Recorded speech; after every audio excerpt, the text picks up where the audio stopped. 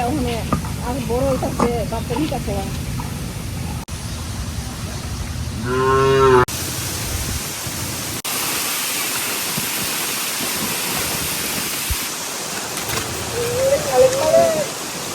আমরা এই পুকুর থেকে আজকে চিংড়ি মাছ ধরতেছি একদম এই যে তরতাজা চিংড়ি এই চিংড়ি মাছ দিয়ে আজকে হলো ক্ষেতের কচু দিয়ে রান্না করাম তো চিংড়ি মাছগুলো ছোট ছোট হইলেও কিন্তু ওই যে দেশি চিংড়ি আর কি এগুলা তো অনেক স্বাদ কিন্তু এই চিংড়িটি তো এই যে নাও আমার বাইরে চিংড়ি মাছ ধরতেছে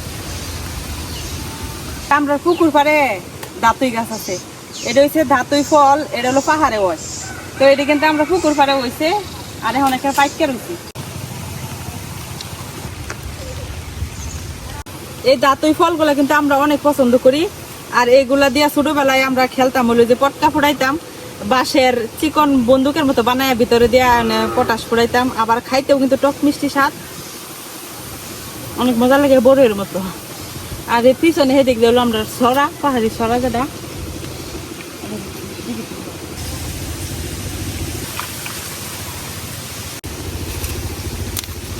হয় আল্লাহ এত বড় দাঁতই আমি আর দেখছি না সচরাচর এরকম বড় দাঁতই পাওয়া যায় না এই যে এটি কত ছোট আর এটা কত বড়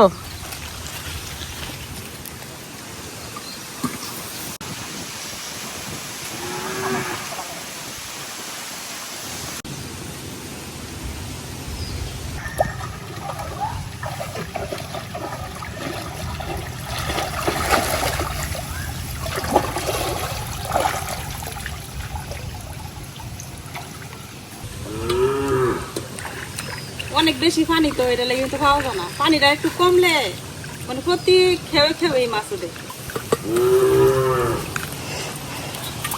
দেখেন কত ঘুরা ঘুরা চিংড়ি মাছ এটি কয়েকদিন পরে আরো বড় হইব কিন্তু এটি পরিষ্কার করতে এখন কষ্ট হইব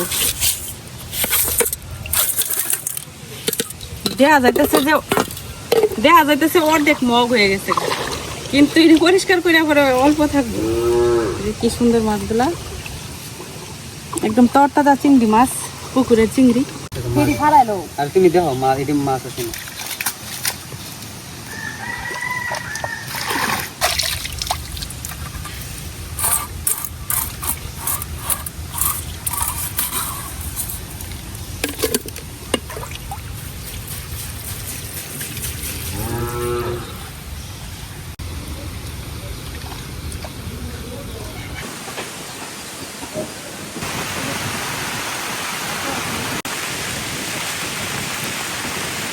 এই যে কিছুক্ষণ আগে পুকুর থেকে যে চিংড়ি মাছগুলা ধরে আনছি কুচো চিংড়ি তো এই চিংড়ি মাছগুলা এখন আমরা ডাইলা দেখাই যে কতগুলো হচ্ছে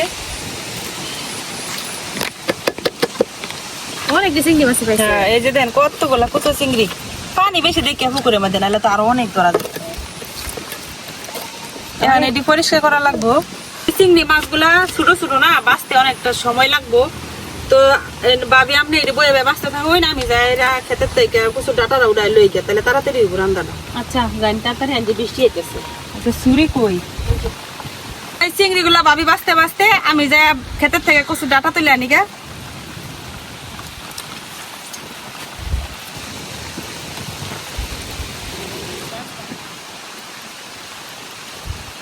চিংড়ি মাছ ধরার লাগে অনেকদিন ধরে কিন্তু কচু দিয়ে চিংড়ি খাইবার চাইতেছে কিন্তু পারতাছিলাম না তো আজকে অনেক কষ্টে তুলছি পুকুরের মধ্যে অনেক পানি নাইলে আরো চিংড়ি পাওয়া যায় এই কচুগুলো একটু বড় আছে এটা ডাটাটা একটু বড় বড় এর থেকে কয়েকটা ডাটা উঠাই দিয়া এই যে এই ডাটাটা কত বড় লতা এখনো অনেক লতা আছে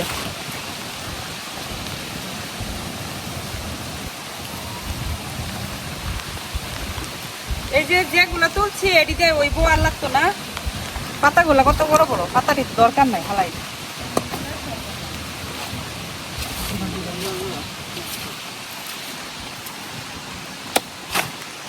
এই যে দেখেন ডাটাগুলা কি সুন্দর তো এখন এই ডাটাগুলা দিয়ে রান্না করাম আরো গাছে অনেক লতা আছে তো চিংড়ি মাছ কম যার লাগে লতা দিয়ে রান্না করলাম বলে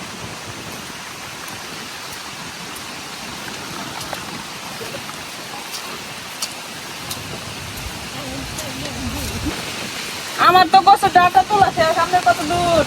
এই যে মাত্র এটা কামের বিরাট।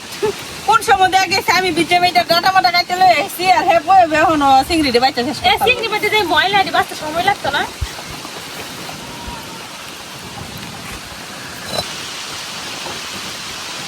এই যে মাছে এখনো দূর করতেছে।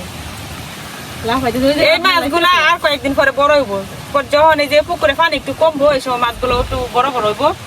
দেশি চিংড়ি বেশি বড় হয় না, একটু বড় বড় হইব আর ওই সময় খাইতে বেশি মজা লাগবে। আর অনেকগুলা ধরা যায় এই সময় পানি কম থাকলে। এখন যে পানি বেশি তারপরও তো মাশাআল্লাহ অনেকগুলাই পাইছি।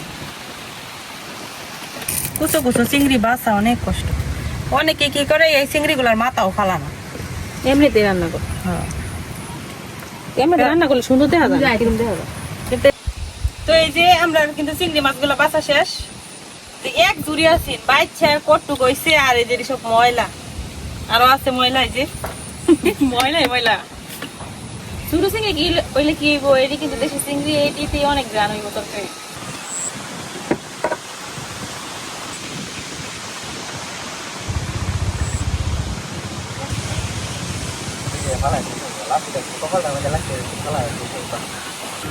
এই যে আমার মাছগুলো কিন্তু ধোয়া হয়ে গেছে, পরিষ্কার করে একবার সুন্দর করে ধুয়ে আনছি। কচুর ডাটা গুলো এখন আমরা ভালোভাবে সিলাই লইতেছি। এই যে এরকম করে কাটে নিতেছি, কারণ এটা প্রথমে সিদ্ধ করে নেওয়া লাগবো, তারপরে হলো রান্না করাম। তো অনেকটা কিন্তু কচুর শাকের মতো হইছে।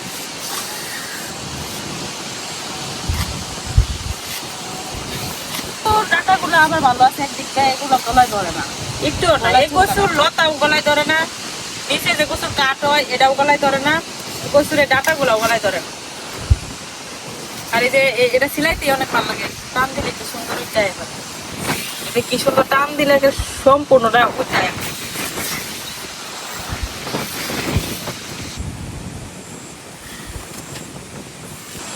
এই যে দেখেন এক বাড়ি কচুর ডাটা হয়েছে, তো এই কচুর ডাটা গোলারে ভালো করে ধুয়ে আনাম। টিউবওয়েলের নগদ পানি কিন্তু লাগাতে যেত না, তাহলে কালো হয়ে যাবে একদম। তো আমি পুকুরে পানি দিয়ে ধুয়ে আনতেছি।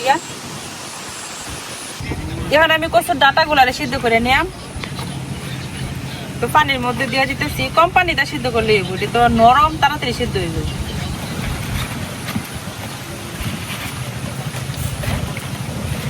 এখন দেখা যাইতেছে যে কতগুলা সেদ্ধ হওয়ার পরে একটু হয়ে যাবো।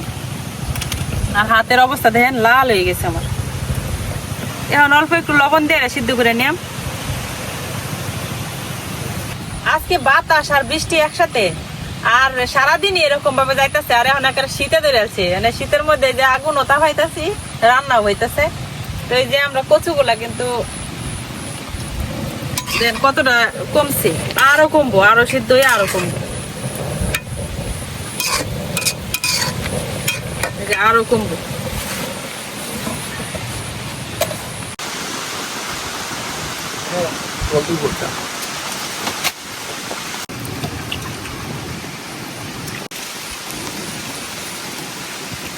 এখন আমি জিরা, আদা, রসুন, পেঁয়াজ গুলো বাটি নিলাম। প্রথমে জিরা বাটি দেই।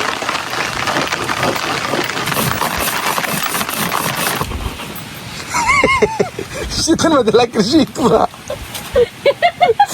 শীত করে না লাগে, কইছে শীত করে না।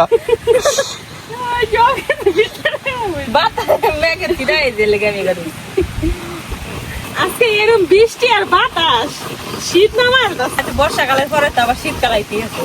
একজন চুরা আমার উপরে গেছে, তারপরে শীতে কি ঘুমে ধরতেছে এখন একবারে। খায়াতে এবার একটা ঘুম দিয়ে আল্লাহ রস্তে একবারে সারা রাতের লাগিয়া। আদা রসুন জিরাটা কিন্তু বাড়া হয়ে গেছে গা। আর এই দিক দিয়ে আমার কচুর ডাটা গুলো কিন্তু প্রায় সিদ্ধ হয়ে গেছে। এই যে এখন এই কচুর ডাটা গুলোর মধ্যে কিন্তু অনেকটাই পানি, তো এতটা পানি রাখতাম না, এখান থেকে পানি ফালাই দিলাম। পানিটা ফালাই দিয়া এখন এই কচুর ডাটা গুলারে আমি একদম বাইরে ঘুরিয়ে একবারে বর্তা বর্তা করে লিয়া। তো এর লিগে জন্য আমি চামচ ব্যবহার করতেছি। তো চামচ দিয়ে যে এরকম করে সবগুলোর একদম বর্তা বর্তা করে লিয়া। এই যে কচুর ডাটা গুলারে আমি চামচ দিয়ে এরকম ঘাইতে ঘাইতে যে নরম করে নিতেছি। এটা রান্না করতে করতে করতে করতে একদম বর্তা বর্তা হয়ে যাবে আমার ডাটাগুলো থেকে কিন্তু এখন একদমই পানি কমে গেছে তো এখানে মুড়াই নিতেছি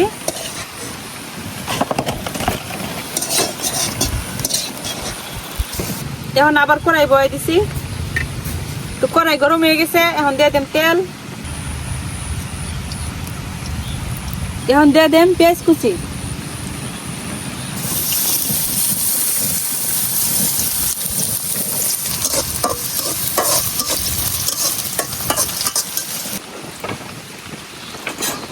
আমার পেঁয়াজ গুলা কিন্তু হালকা লাল লাল হয়ে গেছে এখন আমি এনে দিয়ে দেব হলো চিংড়ি মাছগুলা চিংড়ি মাছের সাথে কিন্তু ছোট ছোট মাছ আছে সেগুলো রাখছি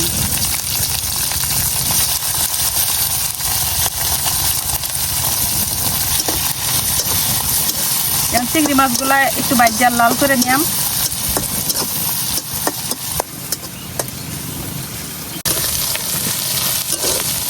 চিংড়ি মাছগুলো কিন্তু ওই যে লাল হয়ে গেছে এখন আমি দিয়ে দেবো হলো আদা আর রসুন বাটা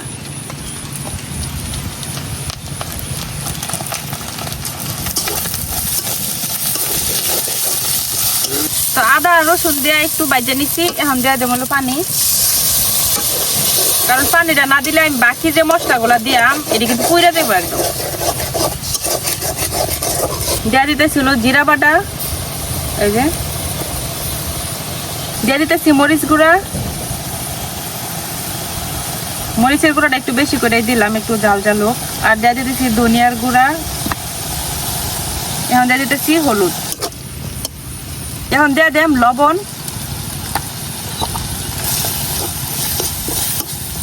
তো এখন এটারে একটু কষাই নিলাম তো এই যে আমার মশলাটা কিন্তু সুন্দর করে কষানো হয়ে গেছে এই যে একদম উপর থেকে তেল ছেড়ে দিছে এখন দিয়ে দেব আমি যে কচুর ডাঁটাটা এখন খুব ভালো করে মিশায়া নাড়াচাড়া করতে থাকবাম যাতে একদম ভর্তা ভর্তা হয়ে যায় এখন নাড়াচাড়া করে করে এটা রান্না করে নিয়াম যাতে এই কচুর শাকের সাথে চিংড়ির মশলাগুলা ভালো করে মিশে আর একদম মাখো মাখো হয়ে যায় কচুর ডাঁটা আর চিংড়ির এই তরকারিটা রান্না করতে করতে যে সুন্দর একটা গ্রান বাড়িছে এখনই আমার খিদে লেগে গেছে এখন কয়টা এর মাছ তো কাঁচামরিচ দিয়ে দেন তো কাঁচামরিচ গুলো চিরা দেওয়ার দরকার নাই এমনি দিয়ে দেন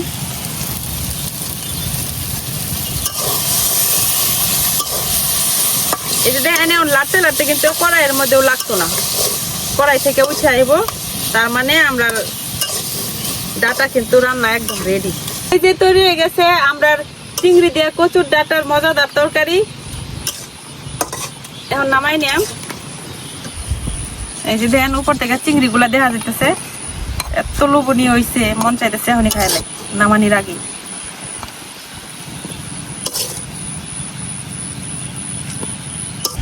তো এই যে তৈরি হয়ে গেছে আমার একবারই মজাদার কচুর ডাটা আর চিংড়ি তরকারি তো এরা গ্রানেই কিন্তু অর্ধেক মানে মন ভরে গেছে তো এখন আমরা হলো ভাত খাইতাম না কারণ যে বৃষ্টিতে একদম সবকিছু ভিজে একাকার হয়ে গেছে যার লাগে একবারে সন্ধ্যার পরেই খাওয়া দাওয়া করবাম তখন একটু খায়া চেক করে দিই যে কিরকম হয়েছে নেন একটু চেক করে দিই কচুর ডাঁটার তরকারিটা কিন্তু অনেক মজা হয়েছে শাকের মতো মানে কচুর শাক যেমন রান্না করে এরকমই সাথে একটু চিংড়ি মাছ দিচ্ছে আর কি নিজের পুকুরের ধরা চিংড়ি মাছ আর নিজের ক্ষেতের হলো কচুর ডাঁটা মানে এক কথায় অসাধারণ অনেক মজা হয়েছে বাদদা কি খায় মনে হইতেছে এমনি খাইলে সব এমনি একবারই খাইল তোরা তো আজকে এই পর্যন্ত সবাই ভালো থাকবেন সুস্থ থাকবেন দেখাইবো পরবর্তী ভিডিওতে আল্লাহ হাফেজ আল্লাহ হাফেজ